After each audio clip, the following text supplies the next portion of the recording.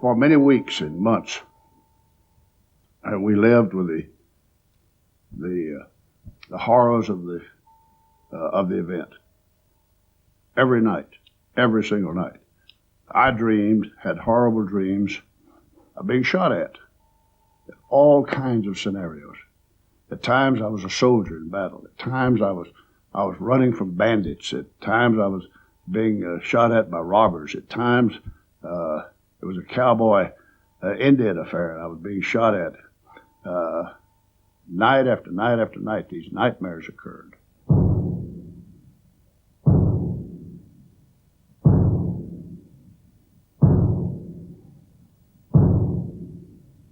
In all of our recorded history, there's nothing that made a greater impact on the nation than the assassination of John F. Kennedy. Our most basic common link is that we all inhabit this small planet. We all breathe the same air. We all cherish our children's future. And we are all mortal.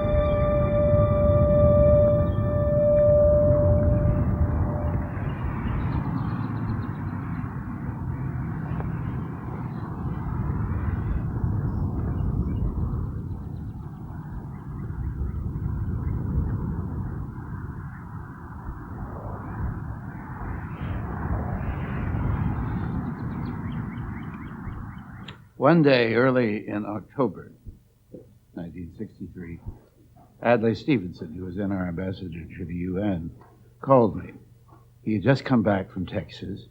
He found the atmosphere there very hostile and menacing, a lot of strong anti-Kennedy feeling. He himself was jostled in the crowd. Adlai Stevenson was given pretty rude treatment during a visit here. This put the spotlight on Big D, and the glare lingers. And he said he knew that the president was planning to go to Texas, and he wondered whether it was a good idea. Basically, it was President Kennedy's idea. We had discussed it for some time. He had not been to Texas since the election in 1960, and he wanted to come, frankly, to raise some money for the Democratic Party. He had stopped briefly at El Paso many months before he actually came to Dallas. We discussed it then. He started off with the idea he wanted 5 fundraising dinners. Vice President Johnson and I almost fainted at the prospect because we thought it was a great mistake. The Democratic Party was in discord. Governor Connolly and the senior senator, Ralph Yarborough, were in venomous and unholy war with each other, and that Johnson thought this wasn't the proper time to go.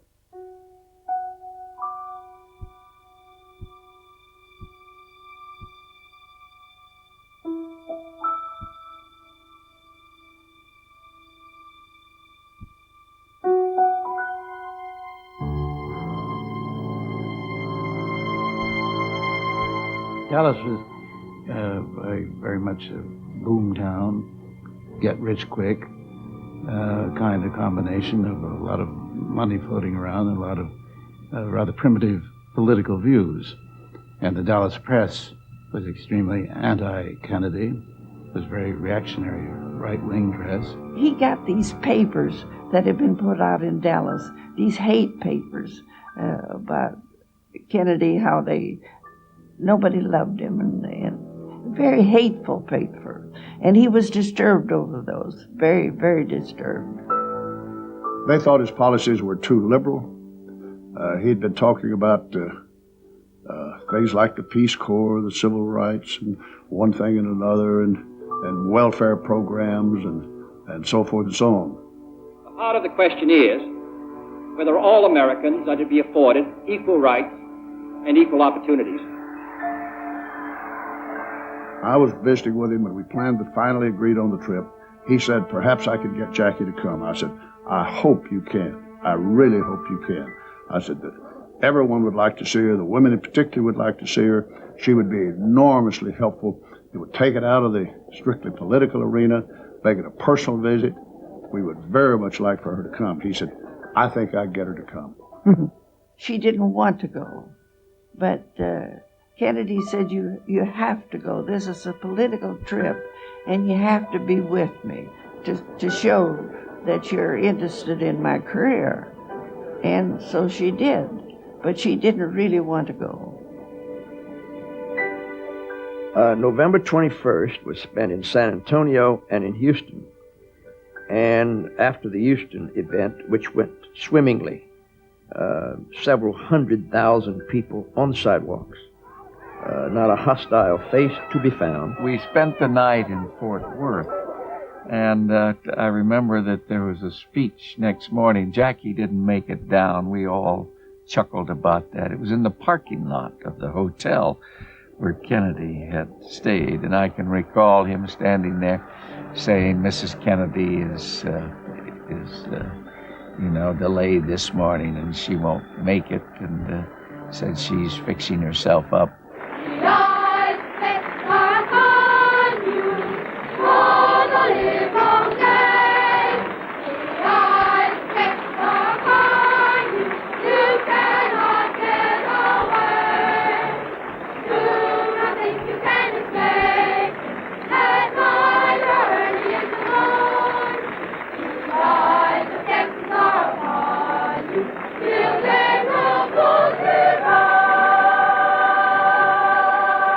Years ago, I said that, introduced myself in Paris by saying that I was the man who had accompanied Mrs. Kennedy to Paris.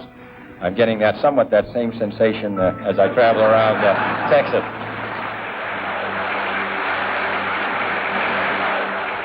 Nobody wonders what Lyndon and I wear.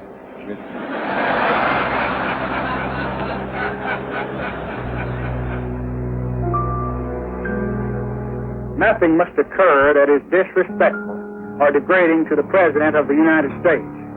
And the law enforcement agencies in this area are going to do everything within their power to ensure that no untoward accident or incident occurs.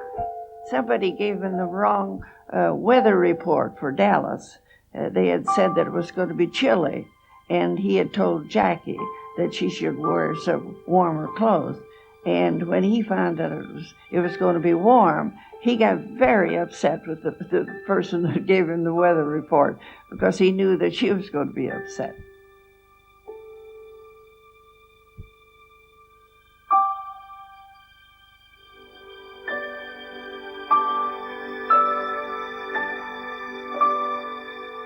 As we landed in Dallas, well, the sun came out. Looked like it was going to be an absolutely beautiful day.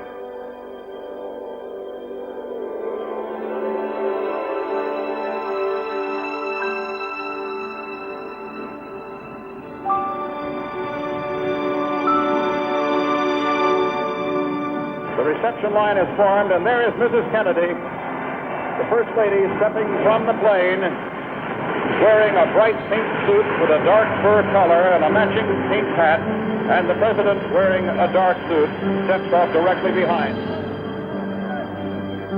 Very good crowd was there to meet the President. He worked, as we say in our politics, he worked the crowd along the fence. And here comes the President now. In fact, he's not in his limousine. He's departed the limousine, and he is walking.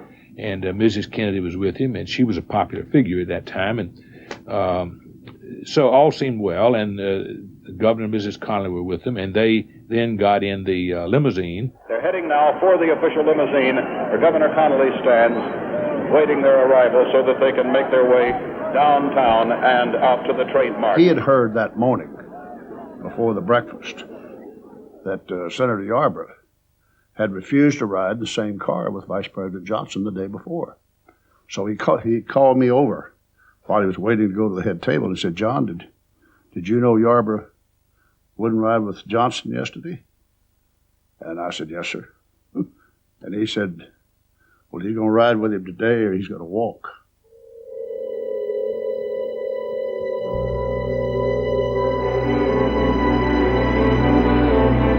And the crowd is absolutely going wild. This is a friendly crowd in downtown Dallas.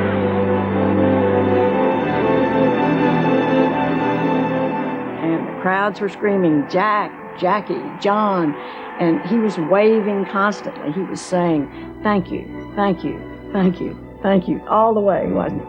And she was responding to the crowds, and, you know, it just made me feel good. I felt like everything was just doing just the way I wanted it to.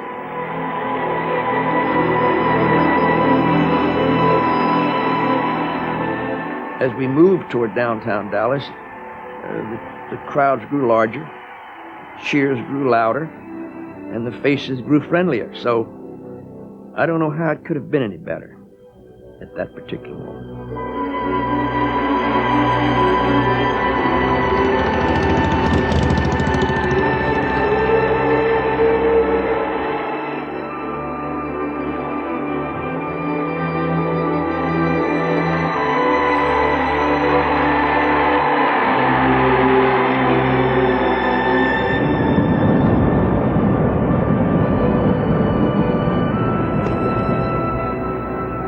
I was off that day from work. That was my normal day off on a Friday. And I was going to the Knights of Columbus to cook some meat, put it in the oven, and naturally after I put it in the oven, I had a number of hours to spare until I had to take it back out. And I had my 5-year-old son with me. It was a bright sunny day, and Beautiful day. and occasionally, driving along in the parade route, Jackie would put on her dark glasses, and we could hear him almost under his breath saying, "Take off your glasses."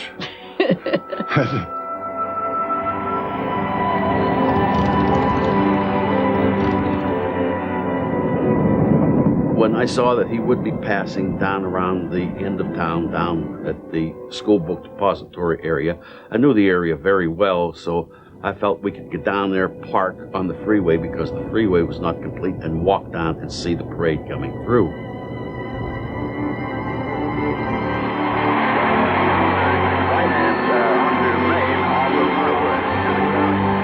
We got down Main Street, where the crowds thinned almost completely. We turned onto Houston Street, where there's really no place for crowds, and they're extremely sparse. And that's when Nellie made turn to the president. I was so pleased, and I turned to the president and I said, Mr. President, you can't say Dallas doesn't love you.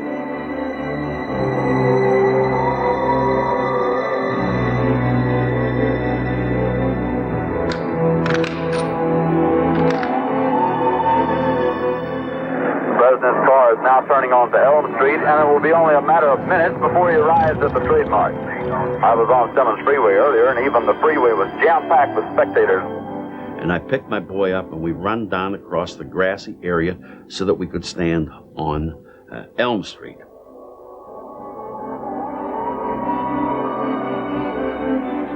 I suppose the president's vehicle was about 50 yards in front of us, something like that. And he came up right below the school book depository, and it turned left. As I made the turn at the school book depository, and it had only come down a few feet, the first shot went off. We were driving along, and I heard a noise, and I turned around to have a look back and saw the president. His hands flew up to his neck, and he collapsed and made no sound. And I realized it was no joke that he was shot, and the strain on his face, and the car kept coming down, and just as it passed me, a few feet past me, the second shot hit. I felt like someone hit me in the back with a balled up fist. It knocked me over, and I looked down, and I was covered with blood. And I said, my God, they're going to kill us all. It appears as though something has happened in the motorcade route. Something, I repeat, has happened in the motorcade route. By that time, the caravan started to speed up to get out of there, and that's when the third shot rang out.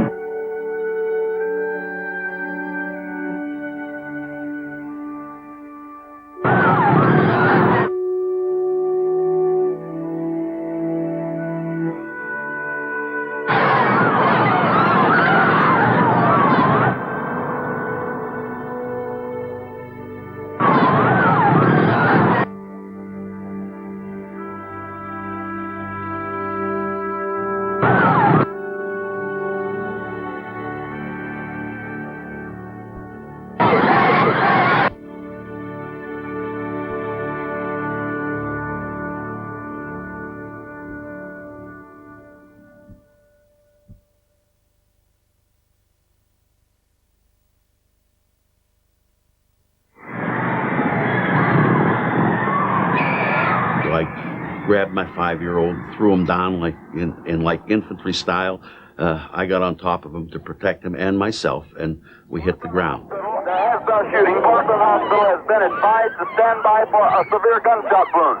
I repeat, a shooting in the motorcade. Then I remember seeing along the grassy knoll people on the ground as if they'd been blown over. It must have been a panic, the shots. And I remember seeing one man on his hands and knees with his arm around a little boy, and he was pounding the ground like this. You saw sights like that, so you knew something had happened. My eyes were open. I immediately saw blood and brain tissue, chunks of brain tissue as big as the end of my little finger, all over our clothes, all over the car. And shortly after that, a second or two, Jackie said, "My God, I've got his brains in my hand." And we knew that he'd suffered a fatal shot. Nellie was saying to me, "Be still, be still. It's all right. You're going to be all right." It's all right. There were stories that I was screaming and that there was no sound in that car. It was so bad, there was no sound. The limousine is now traveling at a very high rate of speed. Secret Service men standing up in the limousine. We flew down this freeway, and we were passing. We were just rushing by people, and I couldn't help but think, what an awful thing, what an awful sight for those people to see this car fly by with two women holding the shot-up bodies of their husbands. The police have two witnesses. They are bringing them in now. There was this rumor that some fella had been grabbed by the police down near Dealey Plaza, and the crowd thought that he was the one who had done the shooting. And the police were taking him into the jail, which was very close by there, within a half block, and the crowd was trying to get through to him. A lot of people thought that we were the guilty party. And it got ugly out there with the people beating on the car, calling us names. I was afraid for myself, but mostly afraid for that poor 5-year-old kid that was sitting in there with me, who had no idea what was going on. He was just scared.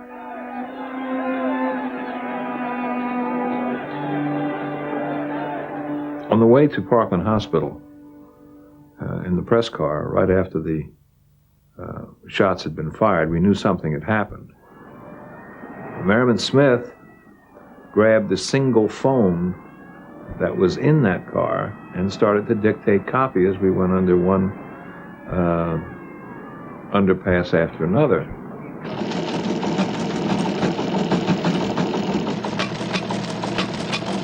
I was standing there at the United Press UPI ticker when Merriman Smith, the White House correspondent for UPI, got the first flash out that shots had been fired in Dealey Plaza.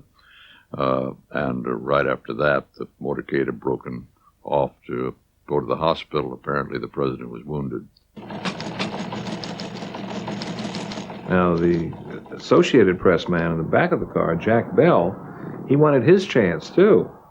But Merriman Smith wanted to make sure that he had a good, solid beat on Associated Press. Finally, he reaches forward and grabs the telephone, and with unspecified expletives, takes a swing at Merriman Smith.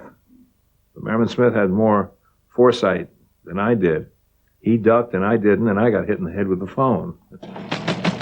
I yelled out, let's get on the air.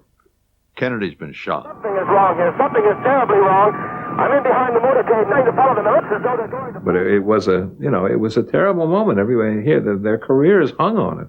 Merriman Smith ended up getting the Pulitzer Prize for his coverage of the assassination that day. Jack Bell just went down in history as just another reporter. Something we had never thought of before.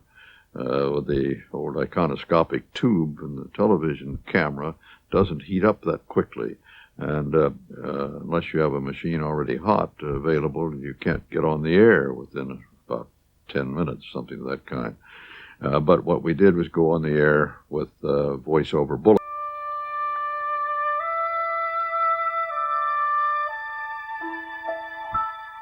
On the Friday morning, November 22nd, we met for lunch with the editors of Newsweek. And suddenly a fellow came into the room and in a rather tentative way said, I think you should know there's been a bulletin, the president has been shot.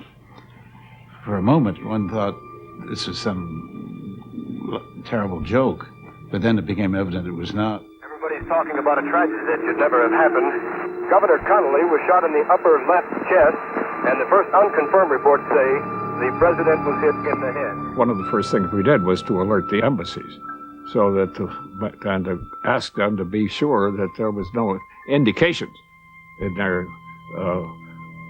where they were that there was anything larger afoot than just the action of a single man, because we didn't know at that time whether this was the prelude to something that would be very much bigger. It was clear. Even as they, in little one-sentence bursts with bells ringing as they do on wire services, you could see that he wasn't going to make it. I mean, you could see that it was this grievous wound. And you could read in the little tiny sentences. And I remember some reporter saying to me, "He's going to die, Ben," and I just turned on him and said, I know goddamn well he's going to die, but I don't need to learn it from you. I'm pulling in now toward Parkland Hospital, coming to the approach. There's an officer waving me down. He's waving me around. There's a cordon. There's already a cordon of police officers running from their cars, from their vehicles here. When we got to the hospital, the car was surrounded. I can remember hearing everybody saying to Miss Kennedy, please get out of the car. You have got to get out of the car. Get out of the car. And she wouldn't get out of the car. And they were crying because the president was dead, but she wouldn't get out of the car. I got out of my car and I ran over, and I saw the condition of the president, whose head at that point was in Mrs. Kennedy's lap. But even then, when I saw the terrible condition President Kennedy was in, it still did not strike home to me that John Kennedy was dead. The first unconfirmed reports as to conditions of President Kennedy and Governor John Connolly. And just now we've received reports here at... And I had John in my arms, and I thought, I wonder how long I have to wait out of deference to the president before I can ask somebody to please do something about John, because occasionally something would twitch, and I knew he was alive. I knew he was not dead. That's when he heaved himself up and then just collapsed. Somebody opened that door and picked him up in their arms and put him on that stretcher and took off down a corridor.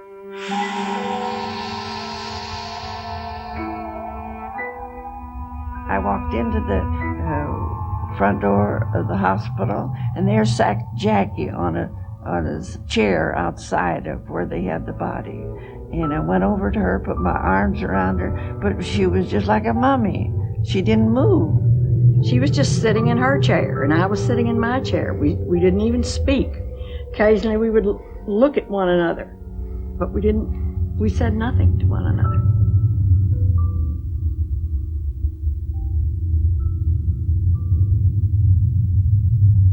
I didn't care about anything but John in that room. And I'm sure she already knew that Jack was dead. And no telling what was racing through her mind. It was a terrible time for both of us.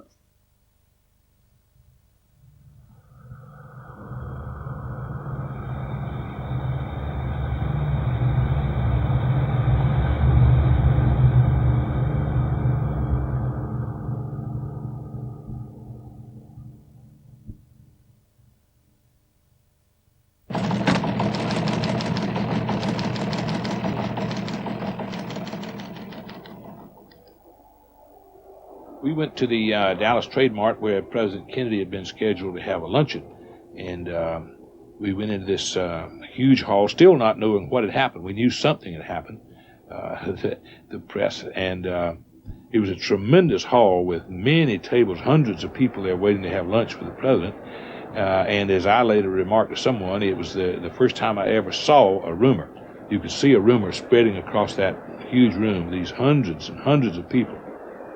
The word was beginning to filter that something had happened, something terrible had happened.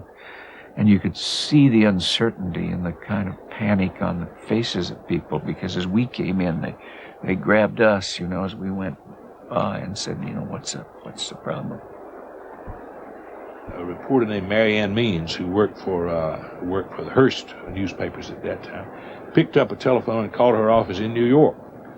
And the man on the other end said, "My God," he said, "don't you know the president's been shot?" And she turned around and said, "The president's been shot." And that was the first time most of us in the press knew what had happened. We got the word back. The man in New York had heard some radio bulletin.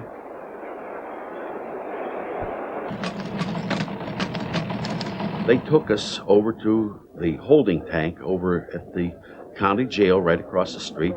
It seems that the reporters followed me wanted me to come out and talk. Tell us exactly what you saw, sir. He was coming down the street, and my 5-year-old boy and myself were by ourselves on the grass there on Palmer Street. I asked Joe to wave to him, and Joe waved, and I waved, and the man... That's all right, sir. You were as he was waving back, he was the shot rang out, and he slumped down in the seat, and his wife reached up toward him, and as he was slumping down, and the second shot went off, and it just knocked him down from the seat. The two shots. Family offenses were shot in an assassination attempt in downtown Dallas. A priest has been ordered. Emergency supplies of blood also being rushed to the hospital. Just a moment. We have a bulletin coming in. We now switch you directly to Parkland Hospital. Dr. Berkeley met me, and he said, "I think he's gone." And you cannot imagine what a feeling I had. I thought I would never live again.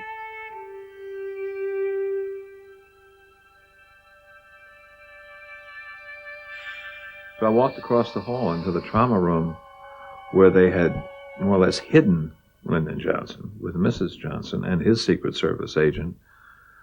And I went up to ask him if I could go ahead and announce the death of the president. And I said, and I didn't know what to call him. So I called him Mr. President. And with that, Lady Bird sort of screamed. That was the way Lyndon Johnson found out that he was, in fact, the President of the United States. Nobody had bothered to tell him.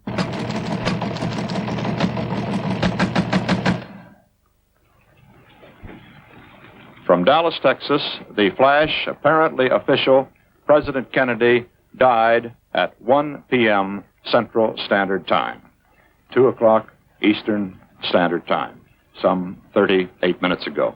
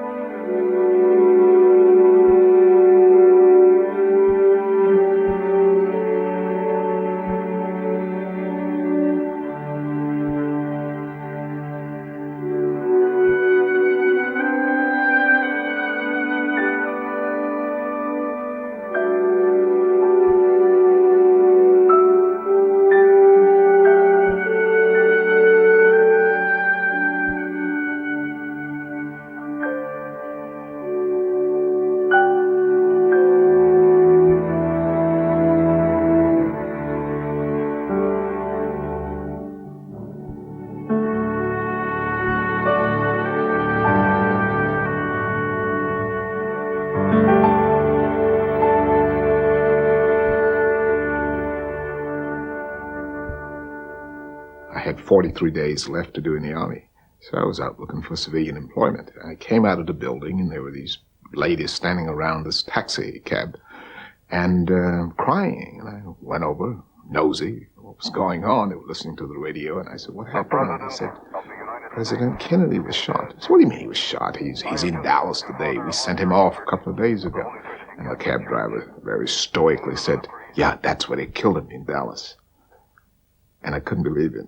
So I went to my car, and I got in it and started driving home. I lived off post because I was married and had a family.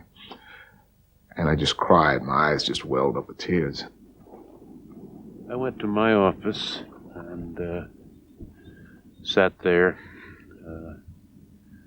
with some friends. I called Bobby, who was out at his home in Hickory Hill, Virginia, and he told me that the president had died, and said he had just heard it from Mr. Hoover.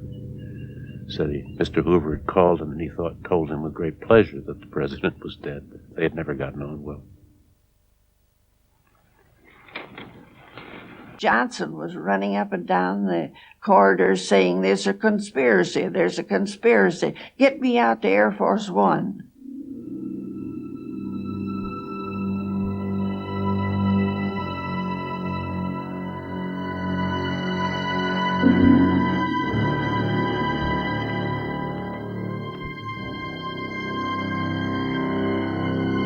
I started flying for President Kennedy from the beginning of his presidency. I made the first flight with him, and I made all flights thereafter, including the one to Dallas.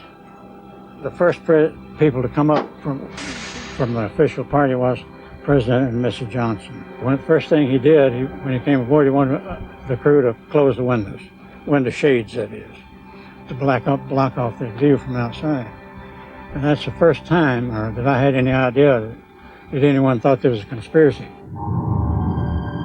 Well, we hadn't excluded that possibility from the first, because this was at the height of the Cold War.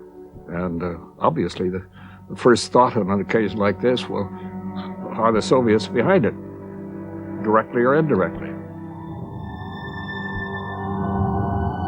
Безусловно, мы не по официальной линии, не от Госдепартамента, не от... Undoubtedly, we fought not officially from State Department, but from the very atmosphere, from the press, from the television.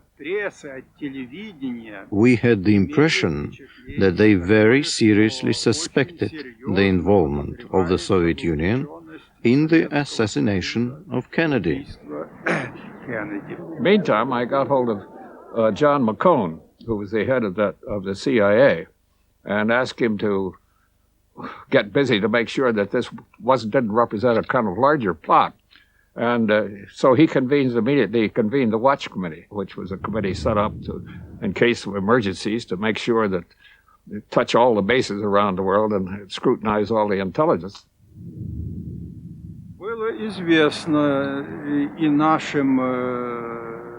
It was known to both the KGB and to military intelligence that the armed forces of the United States had been put on higher alert.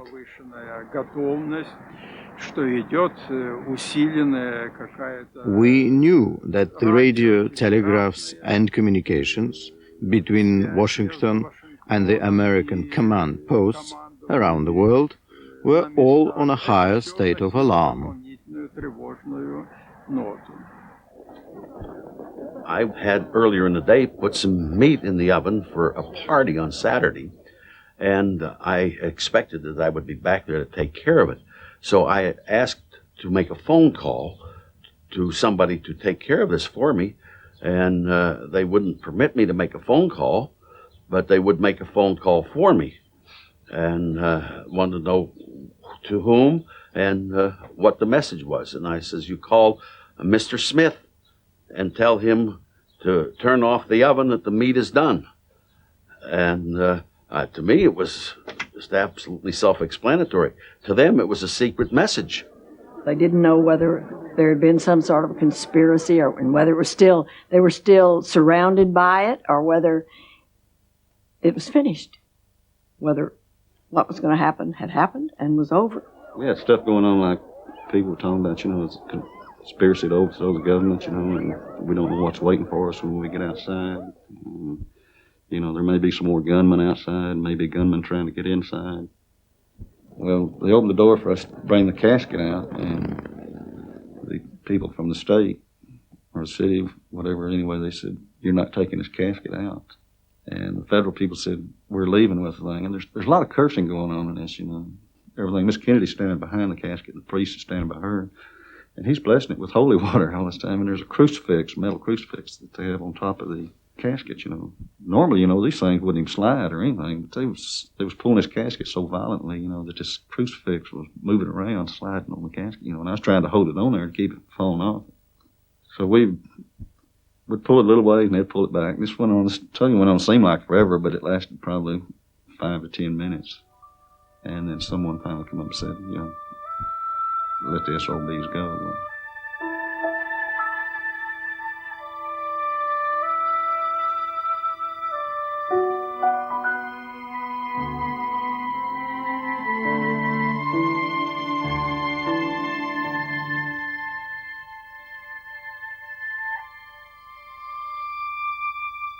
When I first was told that we were going to bring the casket back to Washington with us, I got my flight engineer, and we decided that we did not want to put the casket in the cargo hold down below.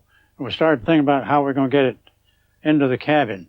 So we realized that we would have to move some seats. So we took out 3 rows of seats, put them in the baggage compartment, and also put the bulkhead down there to get it out of the way. And that way we had ample room for the casket.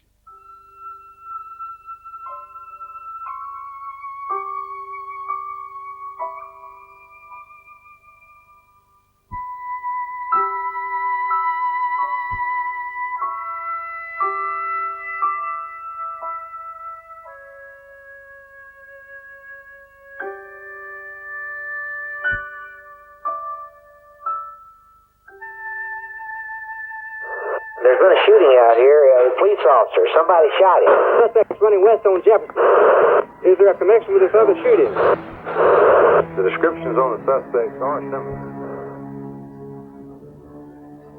I had some complaints drawn up just as a basis for arresting and holding people on a temporary basis in case that was needed. And at some point, the word came through that Officer Tippit had been killed and this fellow had been arrested. Finally, we received information he was in the Texas Theater. About 8 officers went into the location. Officer Ennia McDonald was interrogating his third person when, as he approached him, the suspect jumped up, struck him in the face, and yelled, "This is it," and made a grab for a pistol which was inside his shirt down in his belt. The officer and the suspect both began to grapple for the pistol. The pistol trigger was pulled one time, but the gun misfired. By then, at the officer's call, the rest of us got into the situation and subdued the suspect, disarmed him, handcuffed him, put him in a car from the station, and turned him over to Captain Fritz in the Homicide Bureau. When I started talking to him, he gave me his name as Lee Harvey Oswald. And so I was talking to him strictly about the shooting of the police officer. I had no idea at that time that he was going to be a suspect in the presidential shooting. I was talking to him, working on him strictly from the standpoint of shooting of the officer, which he denied. And I told him, I said, "Well, you seem like a fairly intelligent individual. Of course, we can take the pistol that you had on you at the time of the arrest and run ballistics on it and prove that it is the gun that shot the bullets that killed the officer." He said, "Yeah, I know that, but you just have to do it." Thereafter, the connection was made between the likelihood that he, Oswald, who had killed Tippit, had also killed the president. Did you kill the president? He wasn't belligerent to me, and he wasn't smart alecky, but he didn't admit anything either. He just, he was very straightforward with me on the questions, and of course, denying any implication whatsoever in shooting anybody.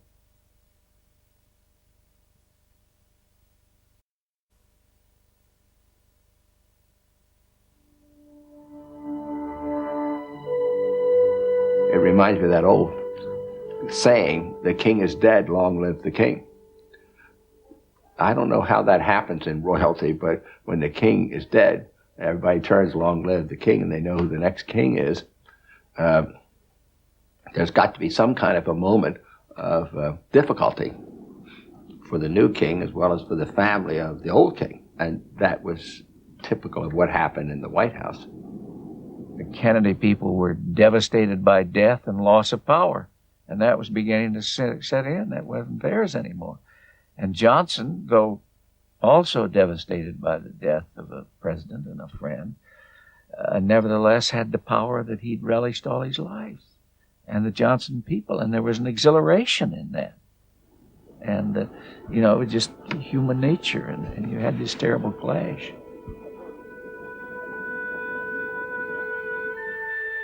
When everyone got aboard that I started one of the engines. I thought we were ready to go. And President Johnson sent word up front right away that we weren't going yet. He was going to be sworn in on the airplane. So I shut the engine down. And then we had to wait. He sent word up that we were waiting for Judge Sarah Hughes to come swear him in, because he didn't want to be airborne and the U.S. not have a president.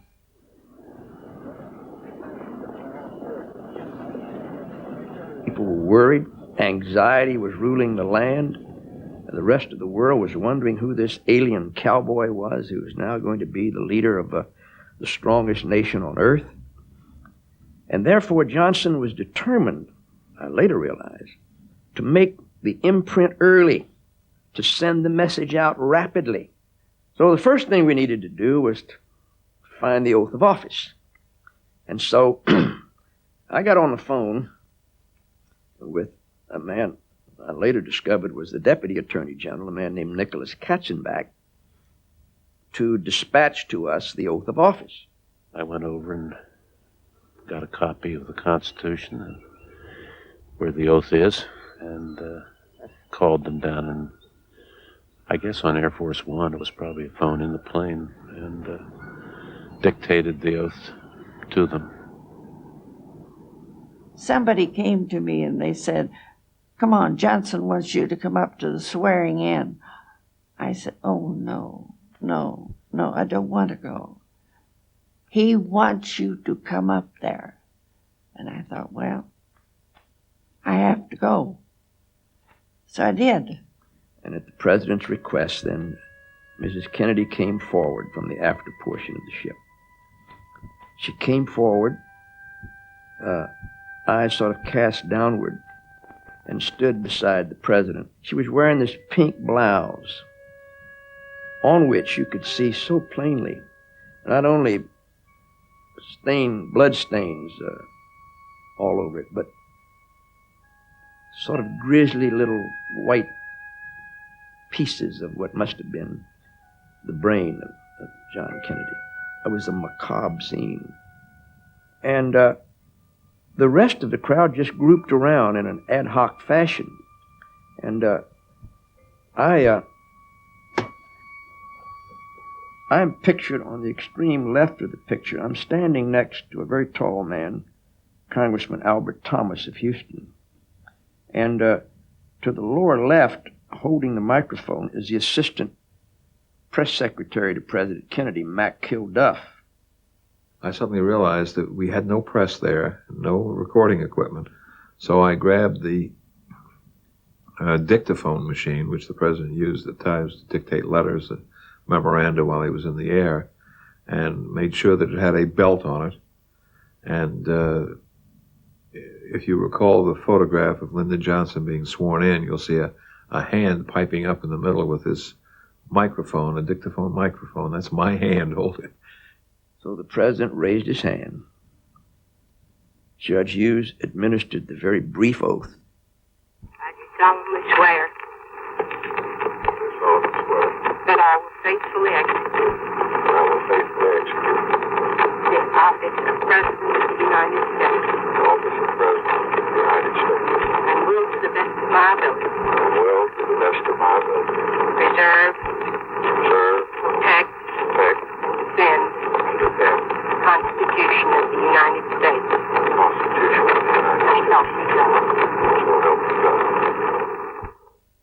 And he sat down, and everyone else sort of sat and stood and he began to chat with some of the congressmen, and then he beckoned to me. And I came over, and I remember kneeling beside him because he was sitting down, and he put his lips next to my ear, and he said, I want you on my staff. I want you to fly back with me to Washington. And I said, yes, Mr. President. Not knowing what being on his staff meant, I had no idea. And then I asked two very stupid questions. One was, I said, well, Mr. President, I don't have any clothes. I just have a little handbag. And he said, well, you can call your wife and send some up, and you can buy some when you get there. Looking at me as if I'd taken leave of my senses. At a time like this, I'm worried about clothes. And then I dropped my second dumb question on him. I said, well, Mr. President, I don't have a place to live. And he said, again looking at me as if I was some cretin from outer space, he said, you can live with me. Whereupon the President said, let's get airborne.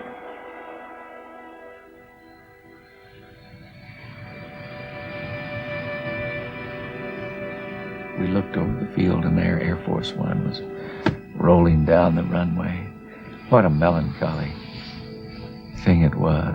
That airplane, just another of those episodes of that day that, as I say, I see it in my mind. I'll never forget it. Just something that I say we still struggle to comprehend.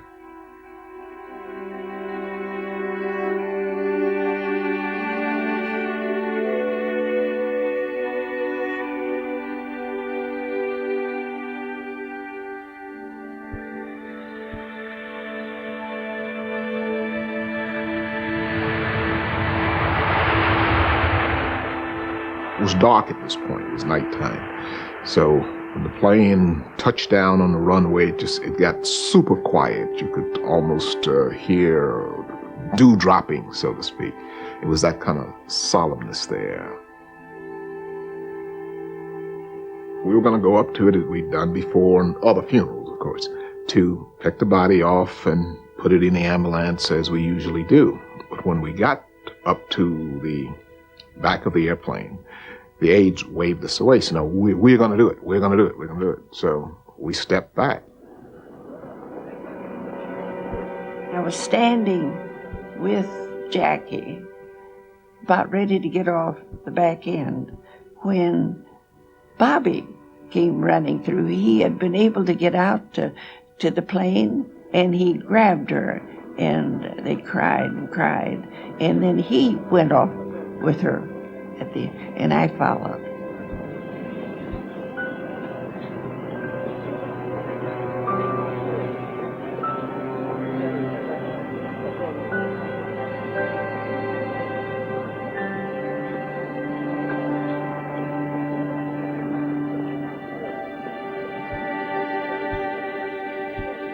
And then we got in cars and went to Bethesda Naval Hospital.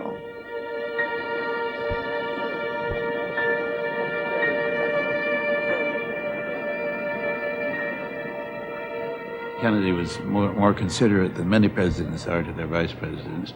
Just the same, one had the sense of Johnson in 1963 as a rather shrunken figure, a spectral presence. When he came out of the plane, he was shocked like everyone else, and I think was borne down both by great sorrow over what had happened to Kennedy, whom he liked and admired, and a great sense of the weight of responsibility now falling on him. This is a sad time for all people. We have suffered a loss that cannot be weighed. For me, it is a deep personal tragedy. Johnson insisted that we got in with him in the helicopter so we could brief him on anything that was current and he needed to know. I got the feeling of a man almost in shock that this had occurred, that he didn't know quite what to do with it, but that he was absolutely determined. I think he saw at that time this was a possibility to put through transform America domestically, which has been part of his larger dream from the beginning. When we were at the hospital, Bobby says to me, "Would you get down to the office tomorrow morning early? The Johnson people are in there already." It's about a 12-minute flight by helicopter, and we settle down on the south lawn of the White House. To me, it was an astonishing experience. Here I am, a citizen of this country. I'd never visited the White House. I'd never even toured its public rooms. My first visit was in the wake of an assassination and settling down on the lawn with the new 36th President of the United States. We were up on I think it's the 16th or 17th floor of the Bethesda Naval Hospital. And it was sort of like a Catholic wake. We're talking about the many things that we had done with Kennedy and what he had done for everybody else and in his life. And Jackie was very, she held up tremendously well.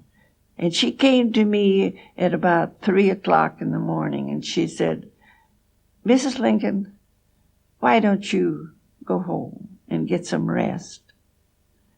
And she said, "Just hold up for the next 4 days. Be strong." Cliff Carter, who is now dead, Bill Moyers, and I came into the presidential bedroom. He got into his pajamas, and he was lying in this huge king-size bed. We were watching television. There was an endless procession of films about President Kennedy, going back to his early days, and we watched television until about 3 or 4 in the morning. As Johnson sat there, or lay there as it were, watching, and he was talking in between watching the pictures, he began to sketch out for us, though we did not know it at the time, the outlines of the Great Society. During the evening, he said, I'm gonna pass Kennedy's Civil Rights Bill, which had been languishing in the Senate. And he did.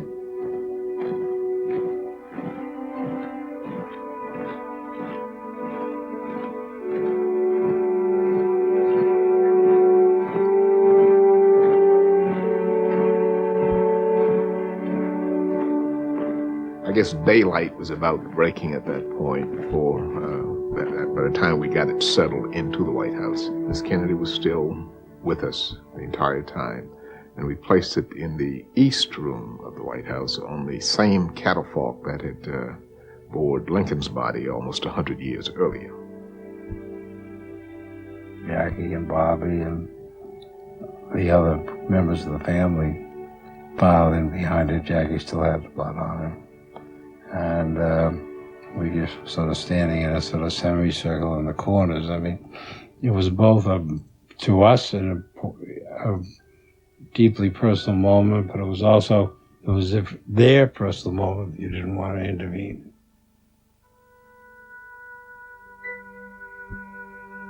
She, I guess you could say, was much like all the rest of us in that she was stunned. It was many hours from the actual killing, but that event was so shocking that I would guess that Jackie has never forgotten it. And at that very moment, she was almost like a person, as I said, stunned and almost like in a dream.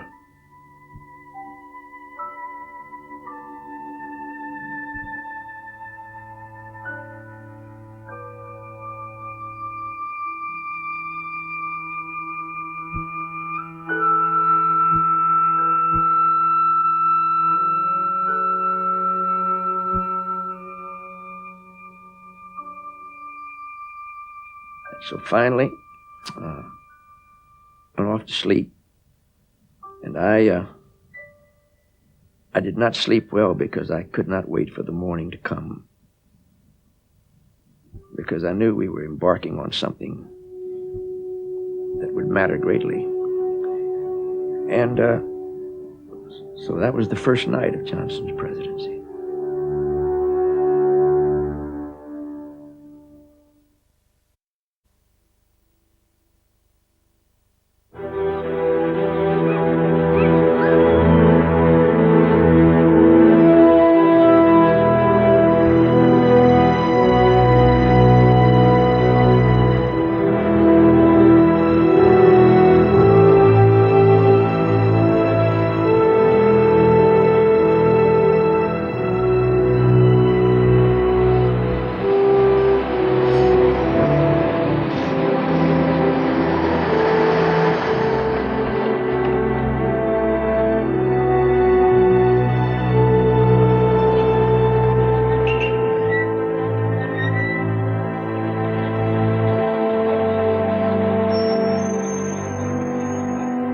I learned about the death of President Kennedy in the early morning of 23rd of November.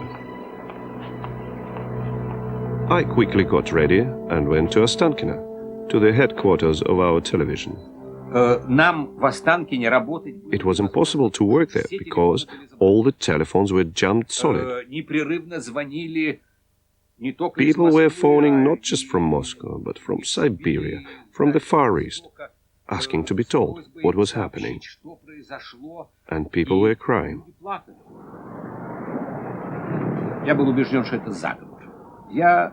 I was convinced there was some sort of conspiracy. So I decided to work on the old Roman principle and ask, who will benefit from this? I answered my own question. It's Kennedy's vice president, Lyndon Baines Johnson, who will benefit. So the theory which I wanted to put in my first commentary that evening on television was that perhaps Johnson had been behind it.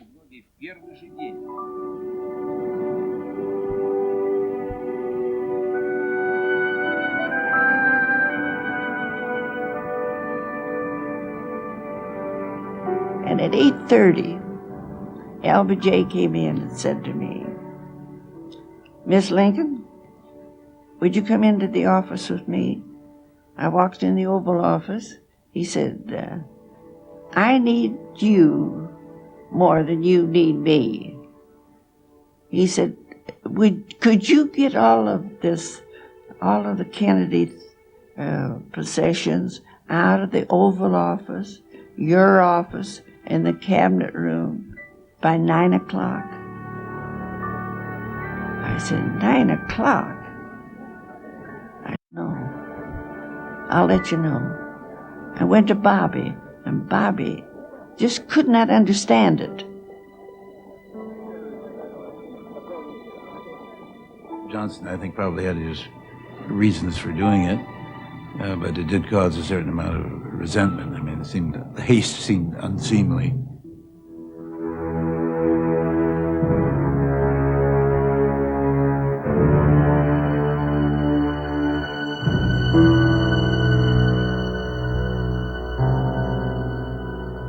There was a rumor came late in the afternoon that day that the district attorney's office was going to charge Oswald with murder, which made sense, but that it was going to be a charge of murder as part of an international communist conspiracy. And I can't really recall now where that came from, whether it was a radio, whether an agent told me that. I just don't remember, but I know I was very disturbed about it.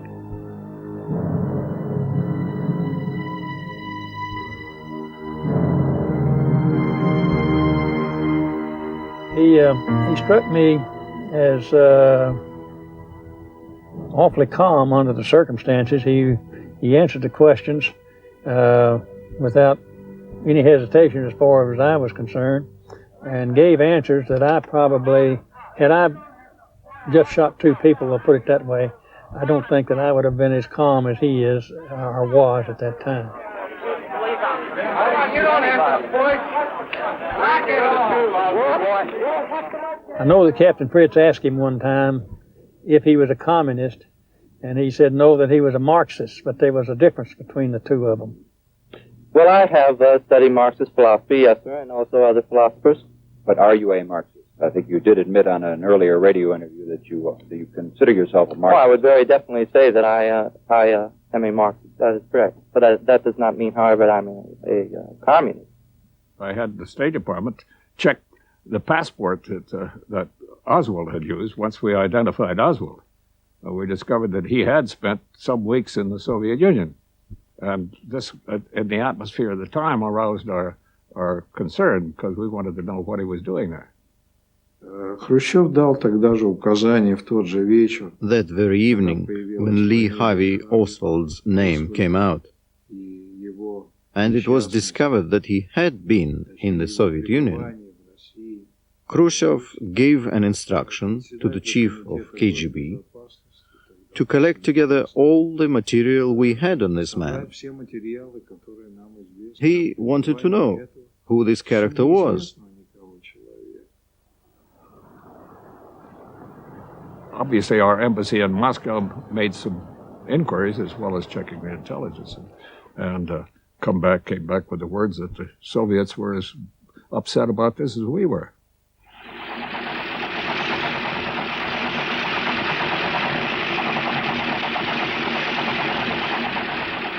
И разделяют горе вместе с американским народом по этому случаю. All Soviet people are deeply grieved over the tragic death of John Kennedy and share in the grief of all Americans at this tragic loss.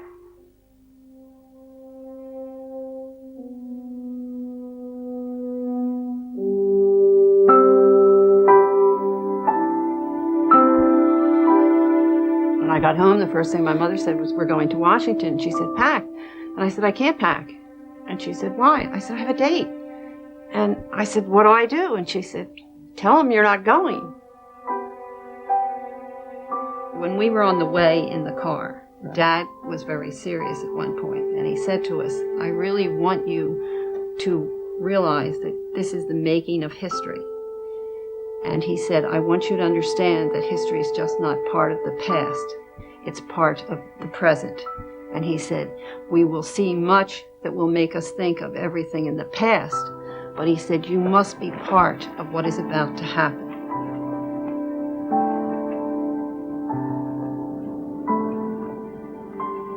It didn't make a great deal of sense to us or to anyone else at that point. This was not what we considered a violent nation. We weren't used to violence. We would talk to the different people, and they would say, "I've been here all night." Some people had their sleeping bags with them. There were some families that came down from Canada. There was one particular family, they slept in a car all night. And you asked them why, and they said, we had to be here. We couldn't tell you why. It was that important that we come.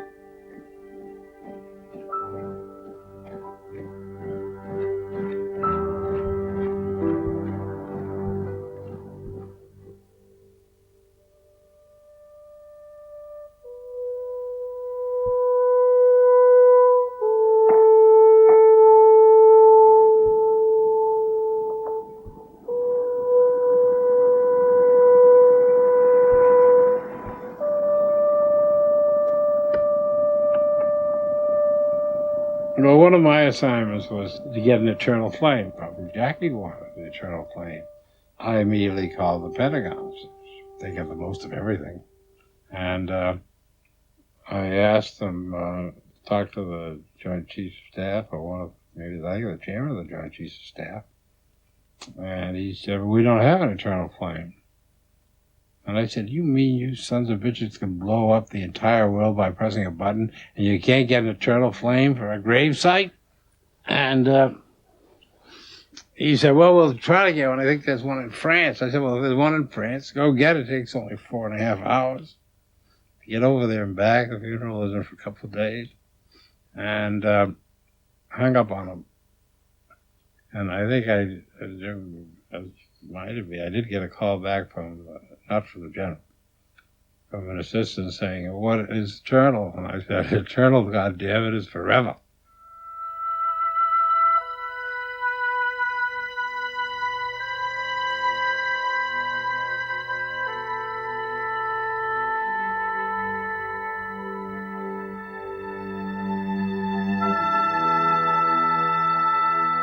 Jackie was extraordinarily sensitive to the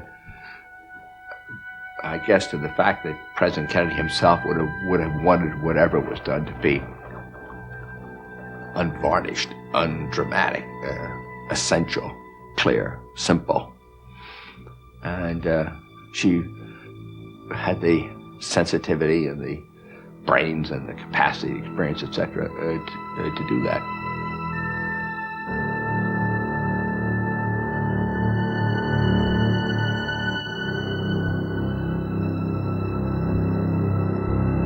There we were, in the rotunda. Well, you know, my eyes fell out of my head and went, oh my God, where are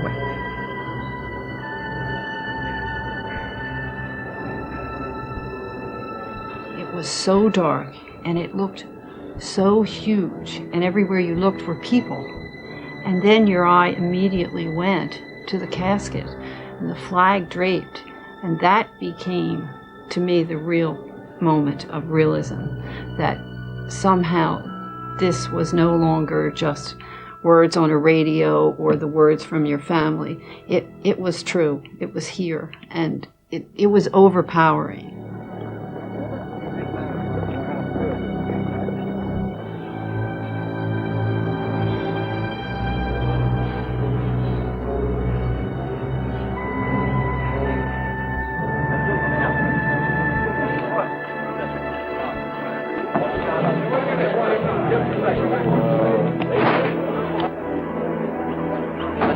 I called our U.S. attorney in Dallas, Barefoot Sanders, and told him my concerns and asked him to be sure that Oswald was being treated properly, and particularly be careful about where they put him in jail, because I thought that other inmates might attack him and beat him, possibly even kill him.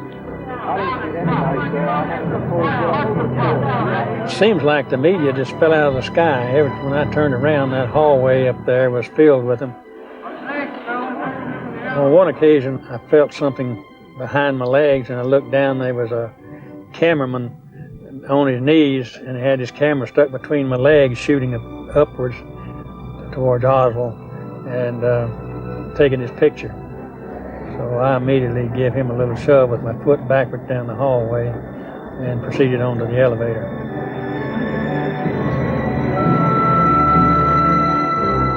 Captain Fritz told me to handcuff him to his right arm to my left arm, and also put handcuffs between his two hands. So I had two sets of cuffs on him.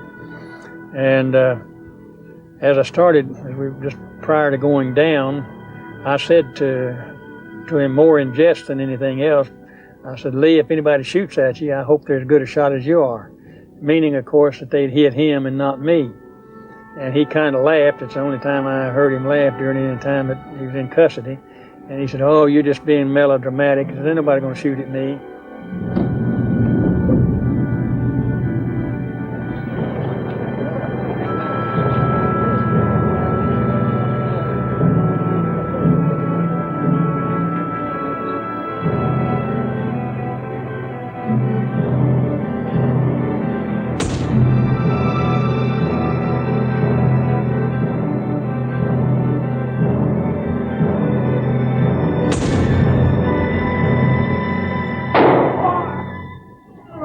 He's been shot. He's been shot. Lee Oswald has been shot.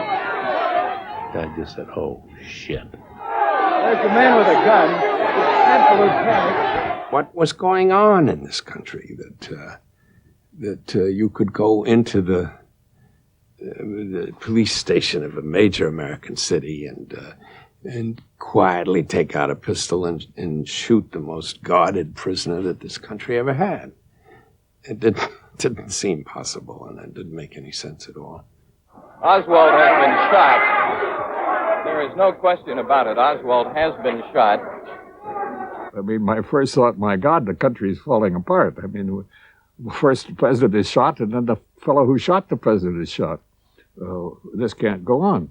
Pandemonium has broken loose here in the basement of Dallas Police Headquarters.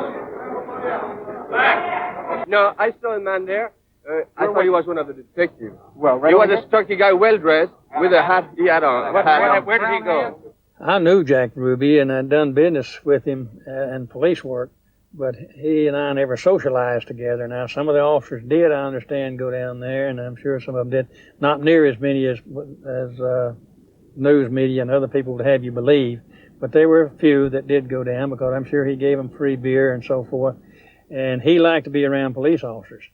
But at the time he stepped up there and done the shooting, I knew it was somebody that I should know, but I couldn't think of his name to save my soul. Did you ever speak to Lee Oswald in your life? Never have. I never used the term angry. That's not on my vocabulary. And any enterprise I went into was specifically legitimate. Jack, not only asked you if you ever spoke to him, not only did you never speak to him, did you ever see him or know of him? Never saw him and know him in my life. Well, Ruby was one of those guys who was at every boxing match, every fire, every big catastrophe. He made it a point to get to know people who were on television, as I was at that time, or to know the people in the press in general. Tell us how you felt about the whole thing. I'm telling you right now, if you look at him.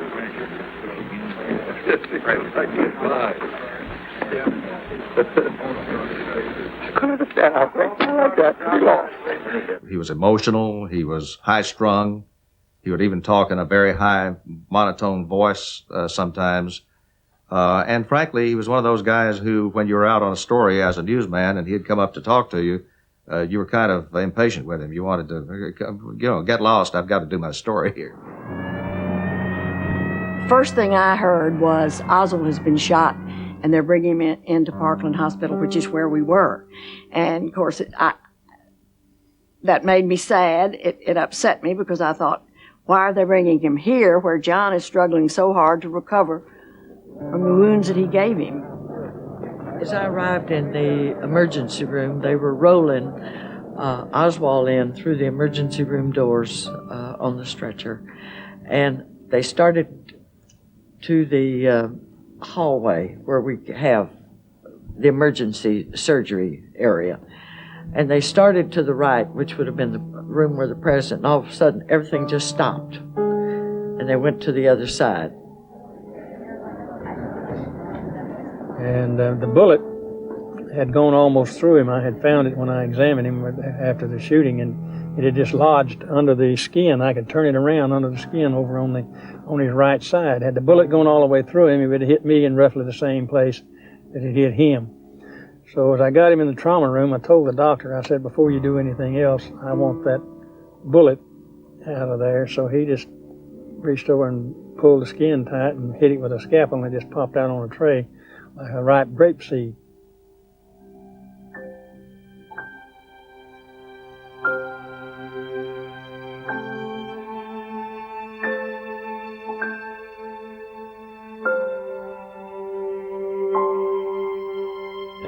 Just incredible is what I've been concerned about. And there it just happened on national television, a murder on national television.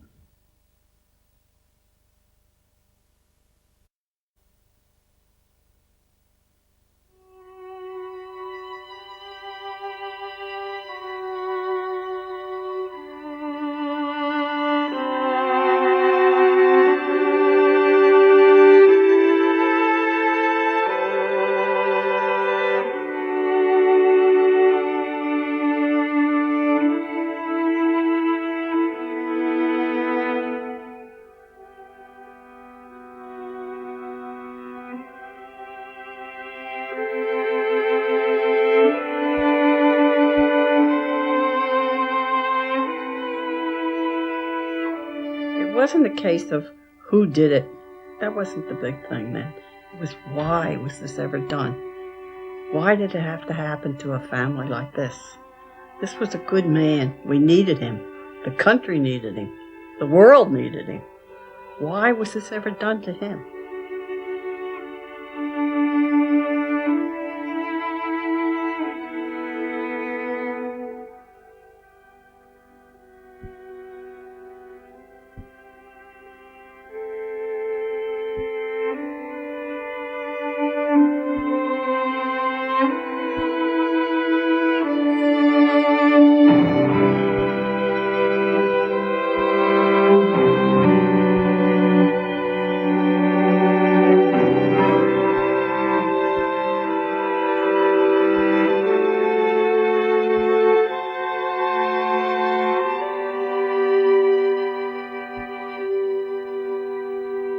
When Kennedy was killed, something extraordinary happened around the world.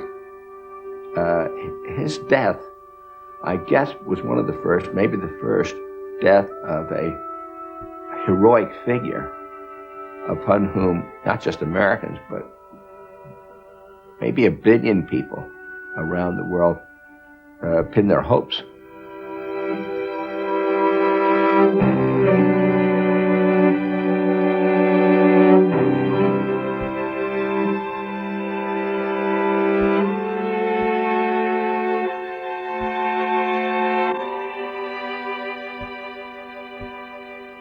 Being a younger man, he had captured the imagination of young people who hadn't taken any interest in politics up to then. And it was that perhaps was the greatest importance in his untimely demise, was that it killed a lot of the enthusiasm for government and politics that he had inspired young people to have.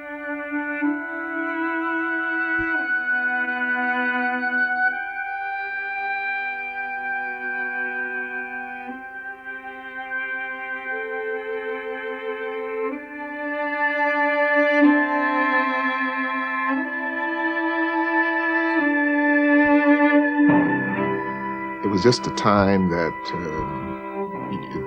you almost felt like the end of the world was coming, it seemed, because Kennedy had been such, in our estimation, a great president. He revitalized all of us, energized us, made us become more involved in the politics of this country. So we were ending 1963 on a very bad note with his death. It just seemed like it was useless. It was all over.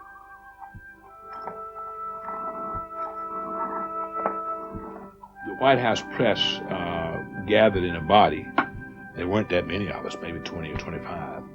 And we walked on foot behind the caisson. And it was a kind of a mark of respect. We'd all decided to do that. We had followed the president on many trips, including trips to Europe. And we felt that it was fitting that we should follow him on his final trip.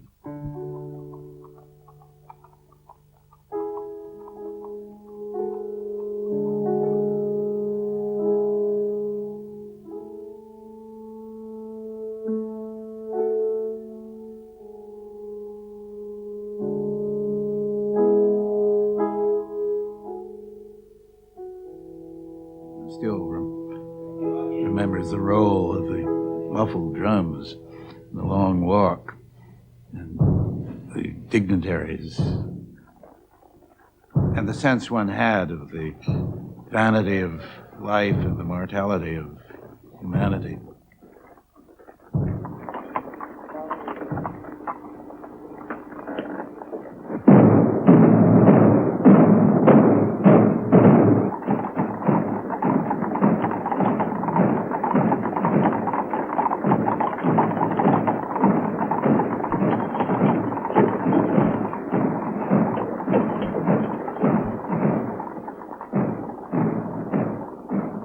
I still remember those drums.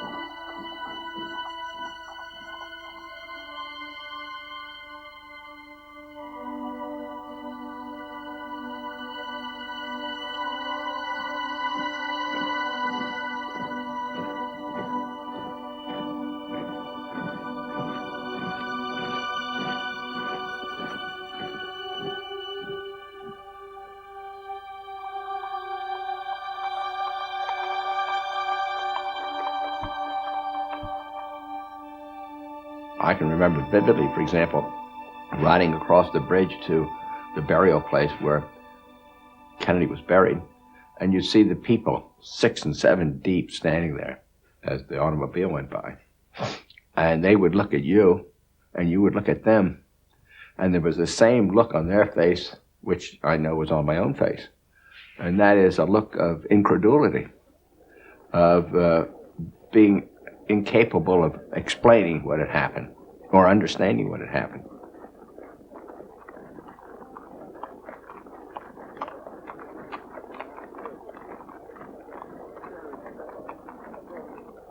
I remember climbing the hill up into Arlington Cemetery where the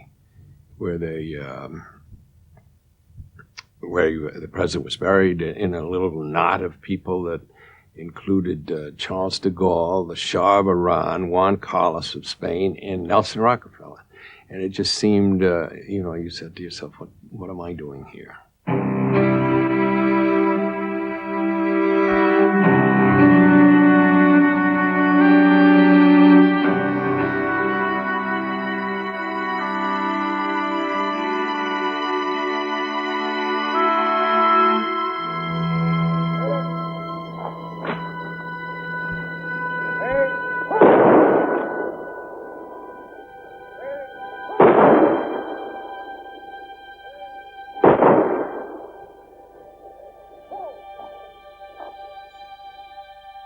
Kennedy was a hero to all of us.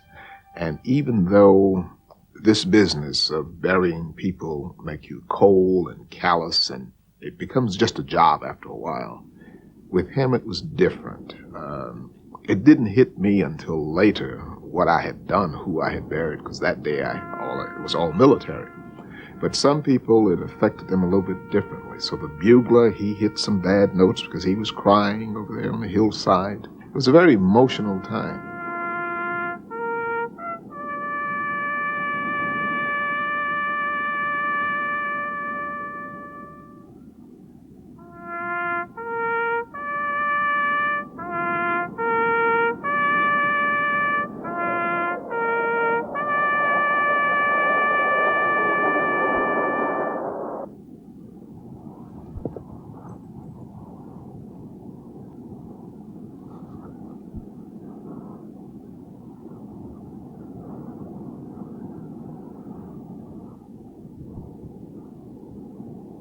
It truly was finished. There wasn't anything else that you could do at that point.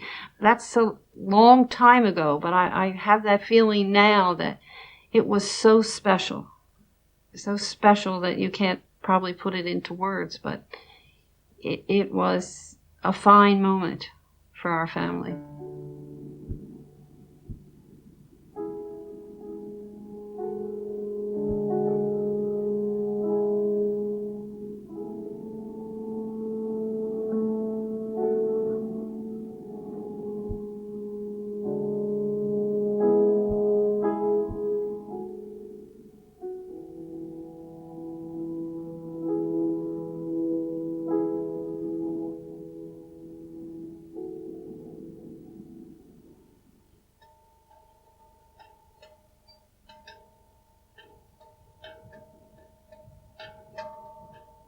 I've often wondered, here's a young American president, gets assassinated. I get hit, but I live. Why did I live? Why was I spared? It changed my life and my thinking in the sense that it made me impatient of trivia, of selfishness, of unimportant things, of minutia. Whatever talent you have, whatever ability you have, you ought to use to the maximum extent possible, because you never know how long you have.